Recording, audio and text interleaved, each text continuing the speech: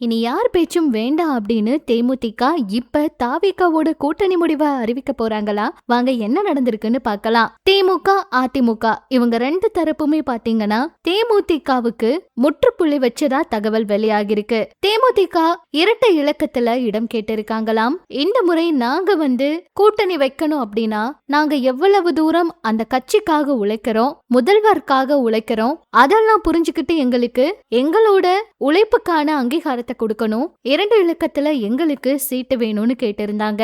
தேமுதிக இப்படி ஒரு கோரிக்கையை வச்சதுனால திமுக அதிமுக ஏற்கனவே ஸ்ட்ராங்கான கூட்டணி கட்சிகள் அவங்களோட இருக்கிறதுனால அவங்களுக்கு இடம் பிரிக்கவே ரொம்பவே சிரமத்துல இருக்கிறதுனாலையும் தேமுதிகவுக்கு முற்றுப்புள்ளி வச்சுட்டாங்கன்னு தகவல் வெளியாகிருக்கு. இதனால தேமுதிக இப்ப டிவிக்கே கூட கூட்டணி சேர இருக்கிறதாகவும் தகவல் வெளியாகிருக்கு.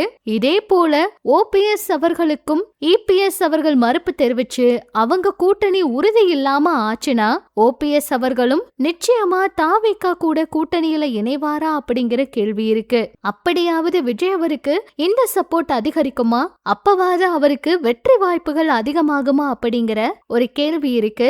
ஆனாலும் என்ன நடக்க போகுதுன்னு பொறுத்திருந்துதான் பார்க்கணும். இப்ப வரைக்குமே அமைதியா இருக்க தாவேகா கட்சிக்கு கூட்டணி கட்சிகள் ஆதரவு கொடுப்பாங்களா, வேற யாராவது கூட்டணி சேர்ந்து அவரை வெற்றி பெற வைக்க வாய்ப்பு கொடுப்பாங்களா அப்படிங்கறத பொறுத்திருந்துதான் பார்க்கணும். தாவேகா தேமுதிக கூட்டணி இணைஞ்சா கண்டிப்பா வெற்றி பெற வாய்ப்பு இருக்கா? இத பத்தி நீங்க என்ன நினைக்கிறீங்கங்கிற உங்களோட கருத்துக்களை சொல்லுங்க.